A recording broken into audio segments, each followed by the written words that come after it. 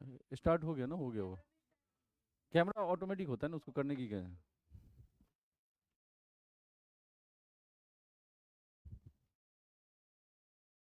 नमस्कार दोस्तों, welcome to Ojaank IAS family. और हम लोग एक न्यू प्रोडक्ट लेके आ रहे हैं, जो कि है प्रीलिम्स फाइटर। और ये प्रीलिम्स फाइटर बुक जो है आपका प्रीलिम्स प्रिपरेशन के लिए एक रामबाण है, और आपको ये प्रिपरेशन करने में काफ़ी ज़्यादा हेल्पफुल रहेगा। और इसमें जो है पिछले प्रीवियस ईयर के एमसीक्यू और कुछ अलग अलग क्वेश्चंस दिया गया है। और ये अराउंड 6 बुक्स का एक सेट है, जो आपको प्रीलिम्स 2025 और 2026 के लिए काफ़ी ज़्यादा हेल्पफुल होगा। और यदि if you really want to, आप यदि सही में इसे परचेज करना चाहते हैं, आप इंटरेस्टेड है इन सब बुक्स को परचेज करने के लिए, तो आप प्लीज कॉल ऑन द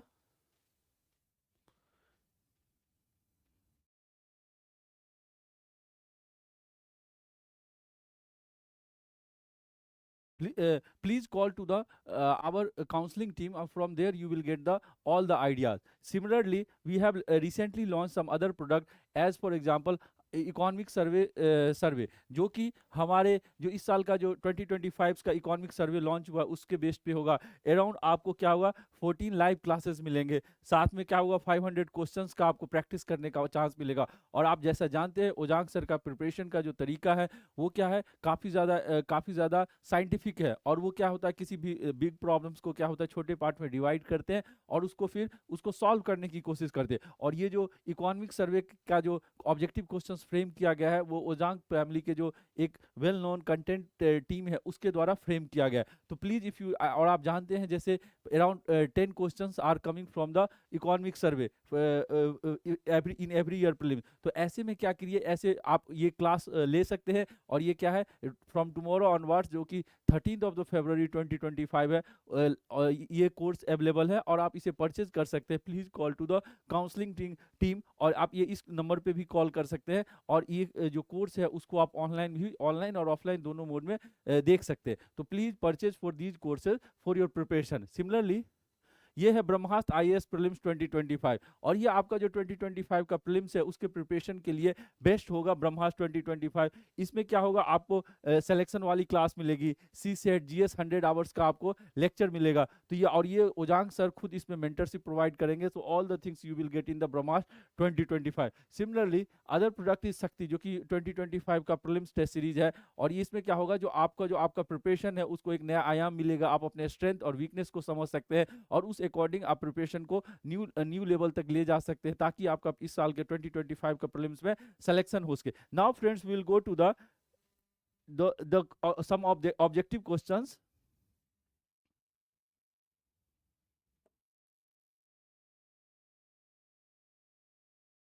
हाँ, कुछ ऑब्जेक्टिव क्वेश्चंस को जैसे हम लोग एवरीडे सॉल्व करते थे, उसको लेके हम लोग कुछ ऑब्जेक्टिव क्वेश्चंस को डिस्कस करते हैं, और उससे आपके जो डेली करंट अफेयर्स को पढ़ने का हैबिट है वो क्या हो सकेगा, इंप्रूव हो सके। तो सबसे पहला इस लाइन में जो है, सबसे पहला R37 मिसाइल, R37M मिसाइल है। Consider the following statement.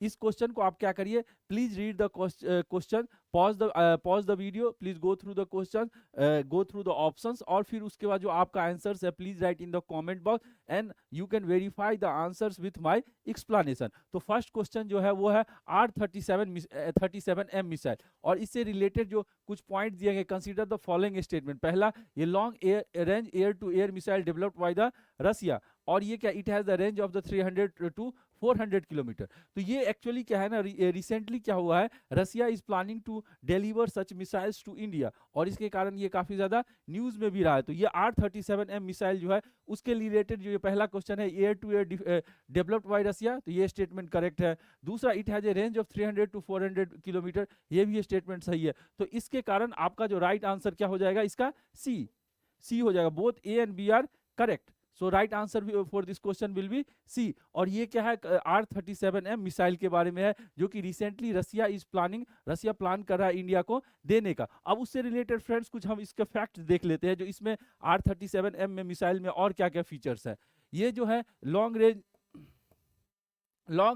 Air to air missile है, developed by Russia, design target fighter jets, एवैक्स tankers and the drones beyond visual range. और इसके कारण वे कितना है इसका 500 किलोग्राम, 4 मीटर लॉन्ग है, 60 केजी तक का ये वॉरहेड ले सकता है। उसके बाद है इट हैज ए रेंज कितना है, जो ऑब्जेक्टिव क्वेश्चंस का जो सेकंड पार्ट था, जो it has a range of the 300 to 400 kilometre. It use inertial semi active and active radar guidance, और ये क्या hypersonic speed of Mach 6 make it highly effective for the intercepting fast moving target. और ये क्या hypersonic speed है, और speed कितना match 6 है, जो कि यूजुअली में स्पीड मेजर करने का एक तरीका है जो रिलेटिव स्पीड को मेजर करता है। तो ये क्या है, MR-37M मिसाइल के बारे में डिस्कशन किया है, जो air to air missile system है, और इसका रेंज 300 टू 400 किलोमीटर है, और Russia is planning to give such missile to the India. और इससे क्या होगा, इंडिया का जो डिफेंस कैपेबिलिटी है वो क्या होगा, इनहांस होगा। सो that is the primary purpose of R-37M missile. अब हम लोग क्या करेंगे, सेकेंड क्वेश्चन को देखते हैं। QP sometimes in news are related to, जो रिसेंटली अभी क्या हुआ, इसके बारे में डिस्कवरी हुई है क्यूपी। और ये आप लोग ये क्या करिए, pause the video, go through the questions, go through the option and write the correct answer in the comment box, so that we will understand that whether your knowledge is right direction और not, whether your preparation is right direction और not for the specially for the current affair. तो ये जो QP sometimes इस news में था, वो इसका क्या होगा आंसर, cluster of galaxy, an AI model, a navigation satellite system, और ये सुपरसोनिक मिसाइल है। ये चारों में से कौन सा ऑप्शन सही है, please right in the comment box. जो क्यूपी है, जो रिसेंटली उसकी डिस्कवरी हुई है, वो क्या है, वो क्या क्लस्टर ऑफ गैलेक्सी है, AI मॉडल है, नेविगेशन सैटेलाइट सिस्टम है, या सुपरसोनिक मिसाइल है। तो इसका जो राइट आंसर है वो ए है। ये क्या है, cluster of Galaxy. Cluster of Galaxy का एग्जांपल क्या है, क्यूपी, और ये इसका राइट आंसर क्या है, ए है। एक्चुअली क्या रिसेंटली इसे डिस्कवर किया गया क्यूपी को। ये क्या है, क्लस्टर ऑफ गैलेक्सी है, मतलब क्या है, एक यूनिवर्स का ये क्या है, सबसे बड़ा स्ट्रक्चर अभी तक डेवलप हुआ है, जो कि क्या है, कई सारे गैलेक्सी का मिलके एक रूप है। कई सारे गैलेक्सी का एक साथ मिलने से ये जो रूप फॉर्म प्रोड्यूस हुआ है, that is the meaning of the QP. QP जो फॉर्म है वो इसी से रिलेटेड है। जो QP sometimes is news are related to that. ये क्या है, क्लस्टर ऑफ द गैलेक्सीज है। क्लस्टर ऑफ द गैलेक्सीज मतलब बहुत सारे गैलेक्सी कॉन्स्टिलेशंस और स्टार्स का एक ग्रुप है, और ये अभी तक का पूरे यूनिवर्स का सबसे बड़ा स्ट्रक्चर फाइंड आउट हुआ है। So that is the concept of the QP. अब इससे रिलेटेड हम लोग कुछ फैक्ट्स को देख लेते हैं। हाँ, QP is newly discovered superstructures of the galaxy consisting of the nearly 70 supercluster stretching 1.3 billion light year and containing 200 quadrillion solar masses. It is the largest known structure in the universe. जो अभी हम लोगों ने discuss भी किया था, जो ये क्या है, largest known structure in the universe इसे कहा जा सकता है। और ये क्या है, it resembles the Quipu system with a central filament and the branching filament, मतलब कुछ इस तरह से ये सिस्टम है, ऐसा कुछ सिस्टम है। और इसी को क्या बोला कि क्यूब, ये क्या है, अलग अलग जो डिफरेंट सोलर सिस्टम्स है, डिफरेंट गैलेक्सी है, उसका मर्जिंग का एक फॉर्म है। और ये क्या है, अभी तक ये यूनिवर्स का सबसे बड़ा स्ट्रक्चर फाइंड आउट हुआ है। tough masses QP is transient structure and will be eventual break apart. Study could be enhanced our understanding of the galaxy evolution and the large scale cosmic dynamics. Large scale cosmic dynamics को लेके ये बताया गया। तो ये किस चीज से रिलेटेड है, QP. QP is basically related to that a large structure which consist of many galaxies. Sorry, तो ये क्या है, लार्ज स्ट्रक्चर है रिलेटेड टू मैनी गैलेक्सी, और इसी को क्या बोला गया है, क्यूपी। और ये AI मॉडल नहीं है, ये कोई नेविगेशन सैटेलाइट सिस्टम नहीं है, ये कोई ऐसा मिसाइल सिस्टम नहीं है। ये क्या है, एक्चुअली ये it is a super structure of the different galaxy, और it is the largest structure found in the universe. Now friends, will go to the third question. With reference to Yashas consider the following statement. और ये क्या है, actually ये भी एक क्या है, आर्सेनल है। और इसी ये क्या फर्स्ट, तो ये क्या है, इस क्वेश्चन को आप क्या करिए, पॉज करिए, वीडियो को पॉज करिए, गो through the question, what is the right answer, please right the answer in the comment box, और उसको फिर हम लोग वेरीफाई कर लेंगे। तो ये नॉर्मल प्रोसेस है जो हम लोग यूजुअली ऑब्जेक्टिव क्वेश्चन जो 2025 के प्रीलिम्स के लिए, या जो ने अभी इनिशियली स्टार्ट किया है प्रिपरेशन का, उनको अंडरस्टैंडिंग को और बढ़ाने के लिए। तो पहला, it is the flagship jet training aircraft of the Hindustan Hindustan aeronautics limited. तो ये तो स्टेटमेंट सही है। ये क्या है, यासास जो है यूजुअली क्या है, ट्रेनिंग एयरक्राफ्ट है, training aircraft of the Hindustan aeronautics limited. तो first statement is correct. Its capability extend to support up to 1000 kilogram of the payload. और ये क्या 1000 किलोग्राम का तक का वजन को ले जा सकता है। So it means that both the statement is correct. So right answer for this question will be C. Both A and B are correct answer. Both A and B are correct answer. So Yashas जो है वो क्या है, Hindustan aeronautics limited के द्वारा जो का जो एक एयरक्राफ्ट ट्रेनिंग प्रोग्राम मिसाइल है वो ये है, जो ये क्या है, ट्रेनिंग एयरक्राफ्ट है। और ये किसका है, हिंदुस्तान एरोनॉटिक्स लिमिटेड का है। और इसकी कैपेबिलिटी क्या है, to support up to the 1000 kilogram of the payload. तो इसका राइट आंसर क्या हो जाएगा फ्रेंड्स, सी। अब इससे रिलेटेड फ्रेंड्स कुछ हम लोग इसके फैक्ट्स को देखते हैं, जो ये क्या चीज है इसके बारे में। हाँ, HAL Yasas, formerly HJT, is India's flagship jet trainer.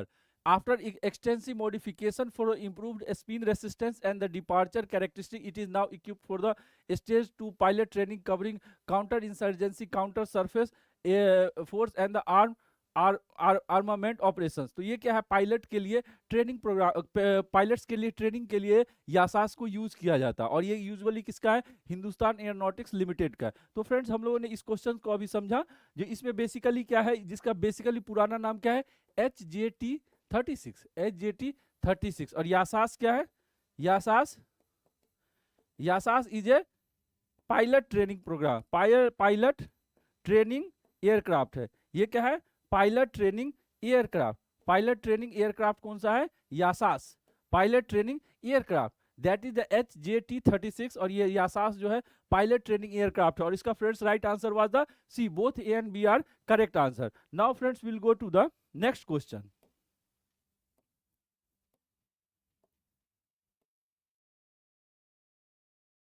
हाँ, ये भी काफी ज्यादा इंटरेस्टिंग, ये अभी रिसेंटली न्यूज में भी था, उसी को ध्यान में रख के ये क्वेश्चन बनाया गया है। Euthanasia, please right in the comment box, जो यूथेनेसिया क्या होता है।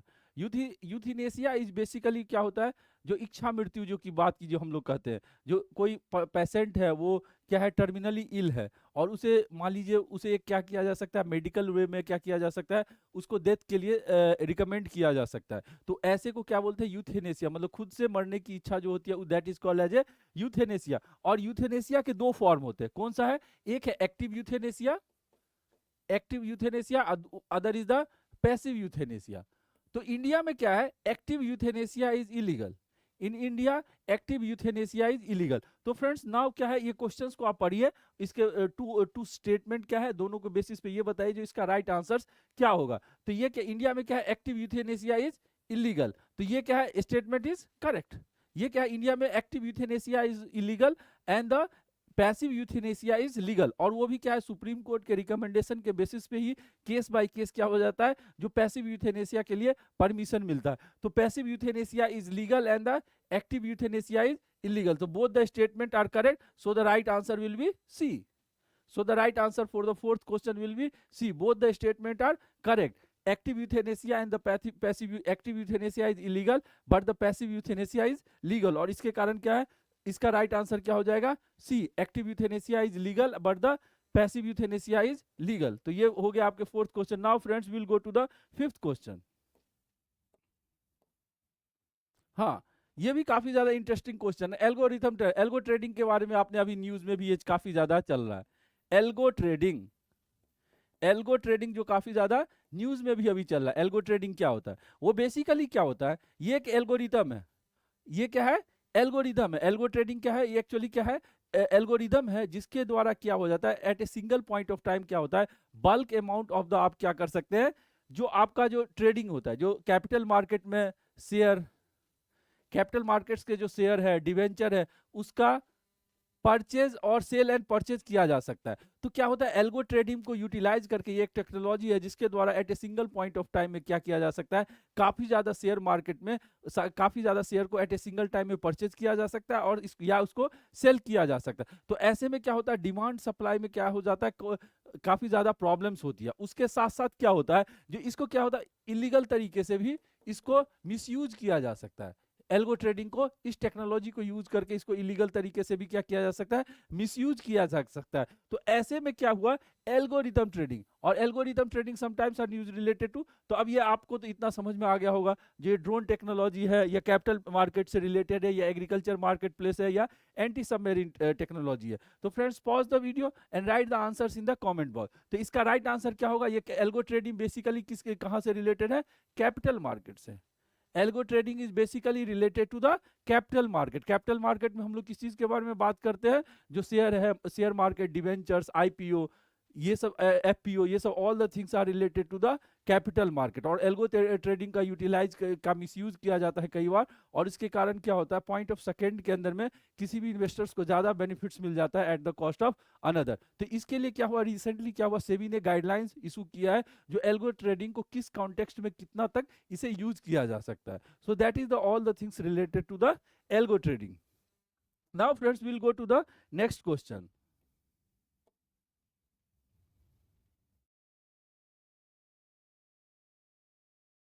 हाँ, with reference to Cayman Island, with reference to Cayman Island, consider the following statement. It is a British overseas territory. First statement, it is located in the Caribbean Sea, south of Cuba and northwest of the Jamaica. तो ये दो statement है, इसको आपको समझना, ये actually geography के map से रिलेटेड क्वेश्चन है, और कैमन आइलैंड अभी रिसेंटली न्यूज में भी था। तो ये कैमन आइलैंड के बारे में ये क्वेश्चन है, जो ये क्या है, कैमन आइलैंड से रिलेटेड। तो आपको ये दोनों स्टेटमेंट को पढ़ना है, उस बेसिस पे आपको डिसाइड करना है जो whether the right answer will be A, B, C और डी।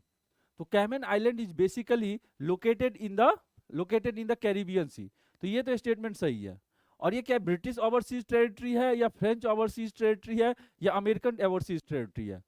तो please right in the comment box, जो ये ब्रिटिश ओवरसीज टेरिटरी है या अमेरिकन ओवरसीज टेरिटरी है या French overseas territory.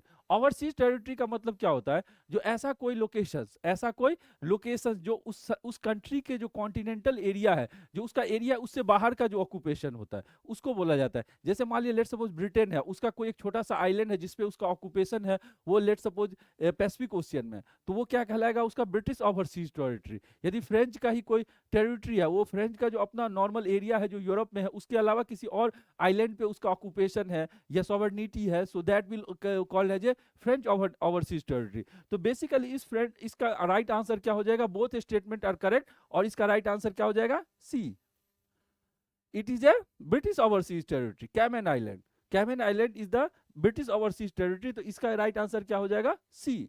C is the right answer. और कैमन आइलैंड कहां पे है आपका, ये है कैरिबियन सी के आसपास में। कैरिबियन सी के आसपास में क्या है, कैमन आइलैंड, और इसीलिए इसका राइट आंसर क्या हो जाएगा, C. Now question number 6 we have completed. Now will come to the 7th question.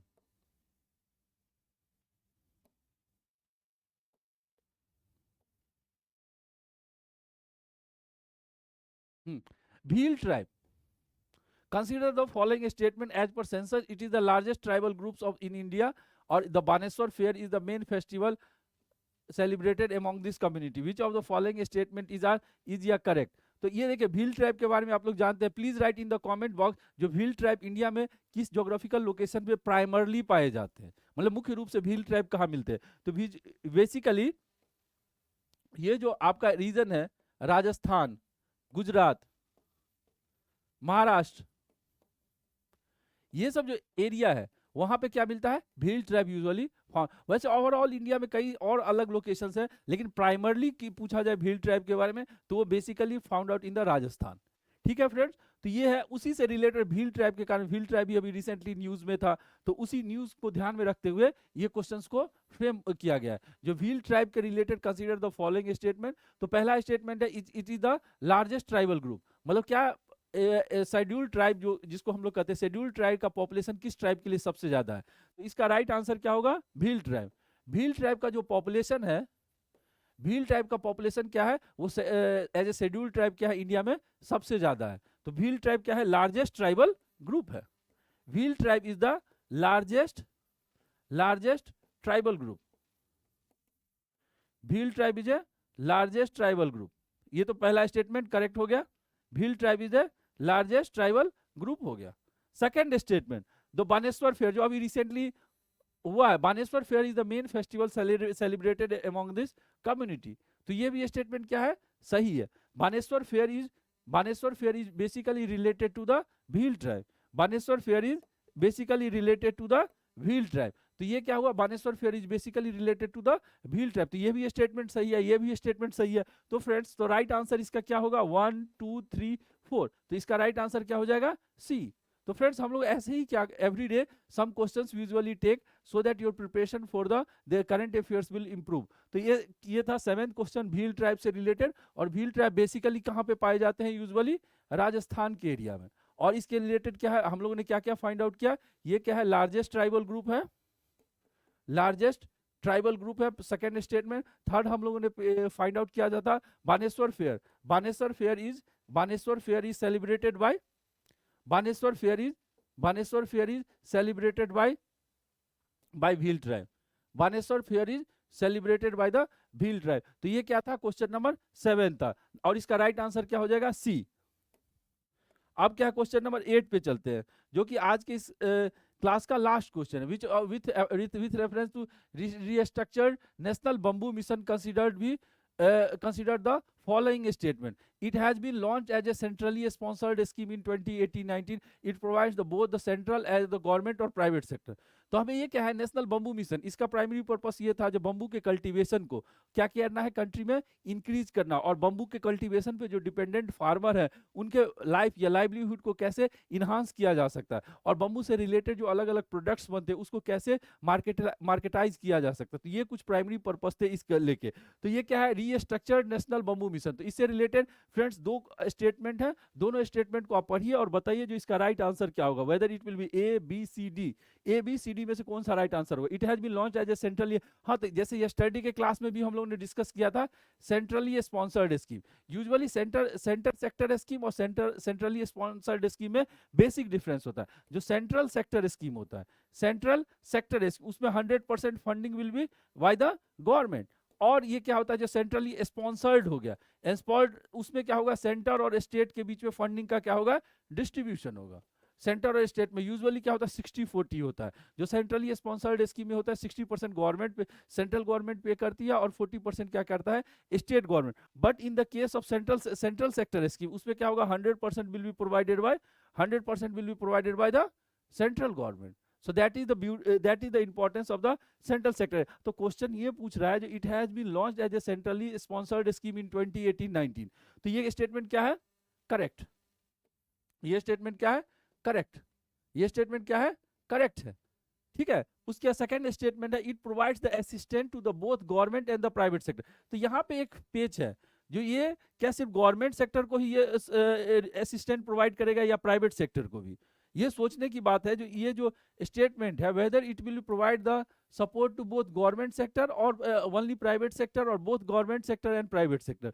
तो friends, in this scheme restructured national bamboo mission जो है, उसमें government along with that private sector, government as well as private sector, दोनों को क्या किया जाएगा, support provide किया जाएगा। गवर्नमेंट और प्राइवेट सेक्टर दोनों को सपोर्ट प्रोवाइड किया जाएगा। तो इसीलिए इसका जो राइट आंसर क्या हो जाएगा, C. Both A and B are the right answer. So restructured bamboo mission has launched in 2018 to 1890, और पहले जो ये था सिर्फ क्या था, गवर्नमेंट सेक्टर के लिए, और इसको क्या किया गया, इसमें जो असिस्टेंट गवर्नमेंट के द्वारा प्रोवाइड किया जाएगा वो सेंट्रल सेक्टर, जो गवर्नमेंट सेक्टर है उसको भी मिलेगा, साथ साथ क्या होगा, प्राइवेट सेक्टर है उसे भी मिलेगा। तो that is the concept of the restructured national bamboo mission. Restructured national bamboo mission has a primary purpose that okay this will be the centrally sponsored scheme as well as it will be the provide the support to the government sector as well as the private sector। तो friends, ऐसे आज के इस episode में हम लोगों ने around 8 questions के बारे में डिस्कस किया, और कुछ जो इंपॉर्टेंट पॉइंट्स हम लोगों ने समझा है उसको एक बार रिकैप कर लेते हैं। जो सबसे पहले हम लोगों ने देखा था R-37-5 मिसाइल, जो कि क्या है, एक तरह से क्या किया जाएगा, रसिया के द्वारा इंडिया को दिया जाएगा, और ये क्या है, air to air missile system है, रेंज क्या है 300 to 400 किलोमीटर। अब इसी तरह से सेकेंड क्वेश्चन हम लोगों ने देखा था क्यूपी, जो कि क्या है, एक लार्जेस्ट स्ट्रक्चर अभी तक जो यूनिवर्स में पाया गया है, उसका नाम क्या दिया गया है, क्यूपी, क्योंकि ये क्या है, बहुत सारे गैलेक्सी का मर्जिंग है और ये एक अलग तरह से स्ट्रक्चर दिखता है। तो लार्जेस्ट स्ट्रक्चर क्या है, क्यूपी। और इसी तरह से थर्ड क्वेश्चन हम लोगों ने देखा था, ये सब क्या है, करंट अफेयर से आपके प्रिपरेशन को एक नया आयाम मिलेगा। जो यासास है, ये क्या है, यासास क्या है, यासास जो है आपका पायलट ट्रेनिंग एयरक्राफ्ट है, इसके बारे में हम लोग ने डिस्कस किया था। हिंदुस्तान एरोनॉटिक्स लिमिटेड का payload capacity is around 1000 kilogram. तो ये कुछ हम लोगों ने डिस्कस किया। Now we will go to the fourth question. हाँ, फोर्थ क्वेश्चन क्या था? यूथेनेसिया का। तो यूथेनेसिया के बारे में हम लोगों ने डिस्कस किया था। जो ये एक्टिव है, एक्टिव और पैसिव होता है। तो इंडिया में पैसिव इज लीगल और एक्टिव क्या है? इलीगल है। इसके बारे में हम लोगों ने डिस्कस किया। उसके बाद हम लोगों ने फिफ्थ क्वेश्चन जो एल्गो ट्रेडिंग है उसके बारे में डिस्कस किया। एल्गो ट्रेडिंग क्या होता है? जो एल्गो ट्रेडिंग क्या है, वो क्या है? कैपिटल मार्केट से है, और इसको यूटिलाइज करके कई बार क्या होता है, डिफरेंट टाइप्स के इन्वेस्टर्स क्या है, illegal illegal benefits they are getting. तो उसके लिए सेबी ने अलग गाइडलाइन रिलीज किया है related to the algo trading. ठीक है, नाउ नेक्स्ट क्वेश्चन इज